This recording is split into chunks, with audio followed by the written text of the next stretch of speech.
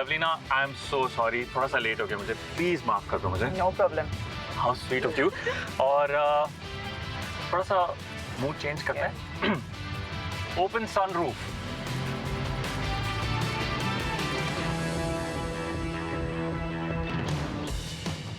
Wow, such a techy car.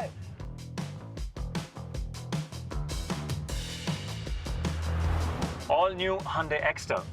मैंने कहा conversation के साथ राइड भी थोड़ी अच्छी होनी चाहिए। हाँ, तो शुरुआत से शुरू करते हैं। बॉक्सिंग के लिए कौन सी ऐसी चीज़ थी, कौन से ऐसे व्यक्ति थे जिन्होंने आपको पहले इंस्पायर किया कि आप बॉक्सिंग शुरू करें? बचपन में जब मेरे पापा चाय पत्ती के बागान में काम करते थे और वो वीकेंड पे आते थे और वो मिठाई लेके आते थे, तो वो जिस पेपर पे मिठाई रैप करके लाए थे तो उसमें मोहम्मद अली के बारे में लिखा हुआ था।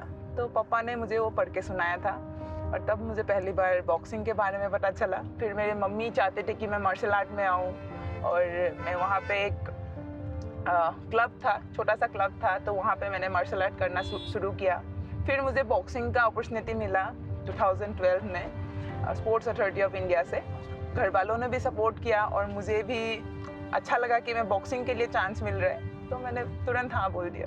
तो मार्शल आर्ट्स ऐसे ही शुरू कर लिया आपने बचपन में? हाँ, ऐसे ही, बस शौक के लिए ही था। और मम्मी चाहते कि सेल्फ डिफेंस के लिए चाहिए लड़कियों को, बल्कि मेरा दोनों दीदी भी मार्शल आर्ट करते थे जी, तो हम तीनों ही मार्शल आर्ट में ही थे। क्या बात है। तो वहाँ से आपने फिर बॉक्सिंग, तो ठीक है, शौक के लिए एक बात होती है कि आपको अच्छा लगा, आपने बॉक्सिंग शुरू की, लेकिन वहाँ से एक ट्रांजिशन होता है प्रोफेशनल बॉक्सर बनने के लिए, तो उस राह पे आप कैसे आए? जब मैं बॉक्सिंग के लिए ट्रायल दिया तब स्पोर्ट्स अथॉरिटी ऑफ इंडिया में जितने भी कोचेस थे तो उन लोगों ने मुझे देखा, तो मेरा हाइट भी अच्छा था और मैं फिजिकली भी फिट थी, तो मुझे बिना बॉक्सिंग के ही मुझे नेशनल के लिए सिलेक्ट कर दिया था, सब जूनियर नेशनल के लिए। तब मैं 15 इयर्स की थी। मेरा किस्मत भी इतना अच्छा था कि मैं नेशनल में फाइनल मिल गया मुझे, और फाइनल में मैं जो भी मुझे पंचेस आते थे एक दो, उसको ही मैंने मारा और मैं चैंपियन बन गई थी। जो भी पंचेस आते थे एक दो, मतलब आपने ट्रेनिंग की होगी, प्रॉपर गाइडेंस मिला होगा आपको? नहीं, बिल्कुल नहीं। जो मेरा मार्शल आर्ट में एक दो पंचेस जो होते थे, मुझे बोला गया था कि तुम्हें किक नहीं खोलना है, बस पंच करना है, पंच मारना है बस। बॉक्सिंग के हिसाब से सिर्फ बॉक्सिंग, कोई ऐसा नाम जो आपको इंस्पायर करता हो जब आप छोटे थे?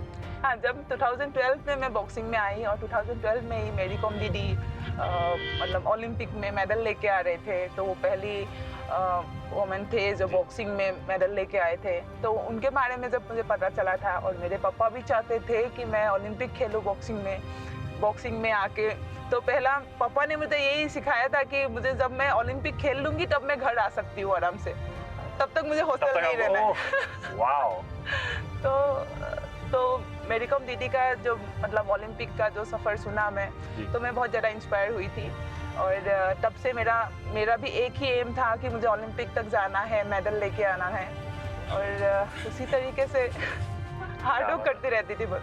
क्या बात है। तो लवलीना, आपने बताया कि घर पे भी आपको एक अल्टीमेटम आया था कि ओलंपिक्स में जाए बगैर वापस मत आना, और जो आपने बोला कि 14-15 साल की उम्र में घर से बाहर जाना आपको तकलीफ हुई थी, तो वहां से ओलंपिक मेडल, तो मैं दूर की बात कर रहा हूँ, ओलंपिक तक पहुंचने का जो आपकी जर्नी थी, उसमें क्या क्या आपने डिफिकल्टी फेस की?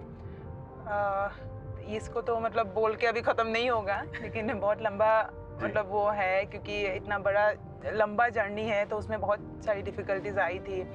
और मेरे लिए सबसे मतलब मेरा एक प्रॉब्लम था कि हर कंपटीशन से पहले मुझे कुछ ना कुछ इंजरी हो जाता था, और मैं मैक्सिमम मतलब जितने भी कंपटीशन खेलती थी मैं वहाँ ब्रॉन्ज तक ही पहुँच पाती थी।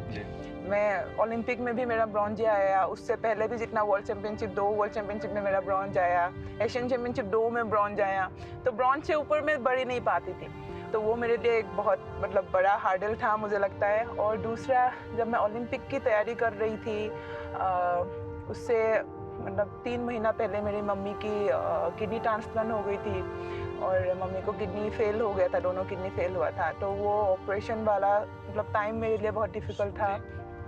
और लास्ट जब ओलंपिक से 1 महीना पहले मेरा फुट फ्रैक्चर हो गया था, और लास्ट में मैं मतलब फ्रैक्चर में ही मुझे खेलना पड़ा, तो वो टाइम मतलब बहुत डिफिकल्ट था।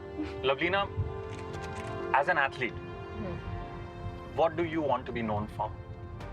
मैं चाहती हूँ कि मैं खुद के साथ और बहुत सारी प्लेयर्स को मैं वो रास्ता दिखाऊं, जो जर्नी मैंने पूरा किया है और जो जर्नी कंप्लीट करने के लिए मैं जा रही हूँ, वो रास्ता कैसा है वो लोगों को मैं समझाऊं। और मेरा जो एक सपना है कि मैं अपने साथ और बहुत सारे प्लेयर्स को निकालूं। जैसे गाँव का बहुत सारे प्लेयर है जो खेलना चाहते हैं लेकिन उनको अपॉर्चुनिटी नहीं मिलते हैं, तो उन बच्चे को निकाल के मैं मतलब स्पोर्ट्स में लाना चाहती हूँ।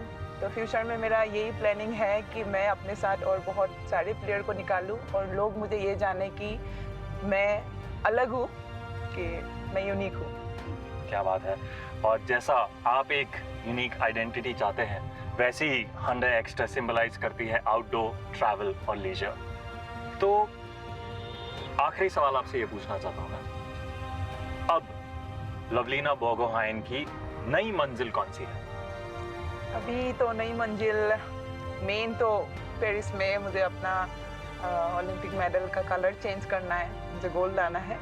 और उससे पहले एशियन गेम्स है, तो एशियन गेम्स की तैयारी करनी है मुझे, और मतलब तैयारी कर रही हूँ और मुझे वहाँ से गोल्ड लाना है और मुझे ओलंपिक के लिए क्वालिफाई होना है। चलिए लवलीना जी, बातचीत तो अच्छी रही और अब आपकी मंजिल भी आ गई है, और जैसा आपको प्रॉमिस किया था, एक अच्छी ड्राइव के साथ आपकी मंजिल तक हम आपको लेकर आए हैं।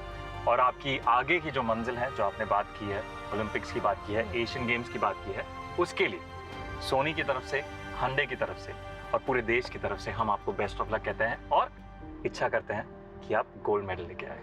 Thank you so much. चलिए।